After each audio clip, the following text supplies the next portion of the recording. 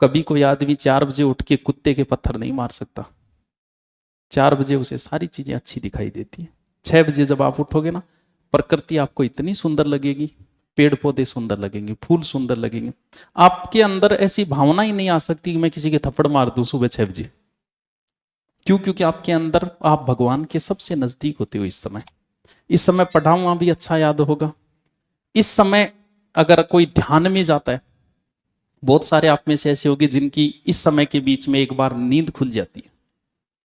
ऐसा कहते हैं कि इस समय अगर नींद खुली और आदमी कोई प्रार्थना करे ना, तो वो पूरी हो जाती है। कारण पता है क्या है?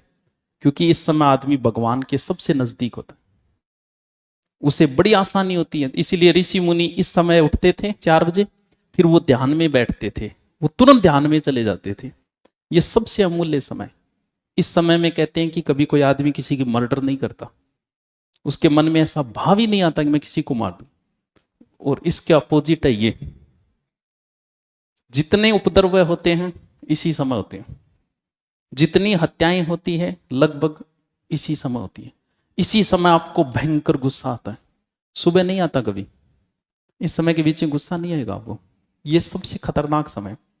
और कहते हैं कि इस समय भी भगवान का ध्यान करना चाहिए ताकि आप किसी भी गलत कार्य से बच जाओ, क्योंकि जितने गलत कार्य होंगे ना वो इसी समय होंगे। आपको अगर आप आराम से सो लेते हो इस समय के बीच में, तो आपके लिए सबसे अच्छा समय है।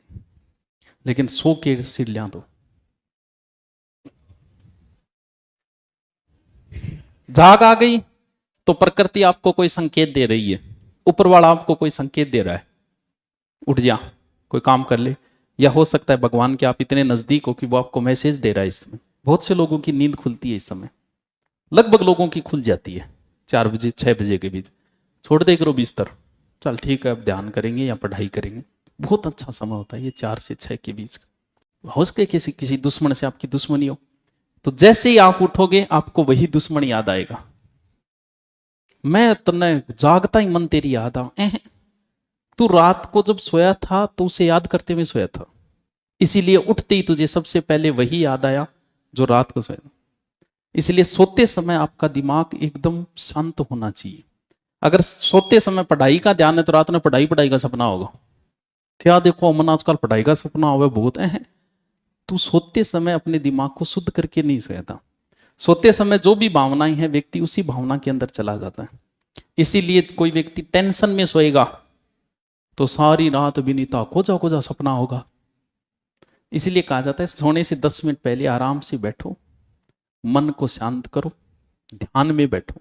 अगर कोई व्यक्ति ध्यान में सोया तो वो ध्यान में चला जाता है और उसकी जो नींद होती है उसका दिन ऐसा लगता है जैसे नया जीवन हुआ है मेरा। सब कुछ अच्छा लगे, कुछ भी याद नहीं आएगा उसको। इसलिए जरूरी है कि 10 मिनट ध्यान करो।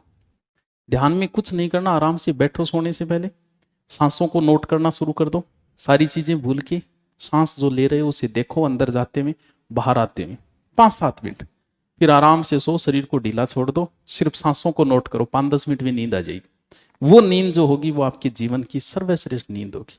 5-10 दिन प्रैक्टिस करना, क्योंकि पढ़ाई के लिए जरूरी है। रात ने ऊंधा सुंधा करता सोया, सुबह 6 बजे उठ्यो, भाई दिमाग में 500 चाल है, इसका मतलब आप सोए ही नहीं।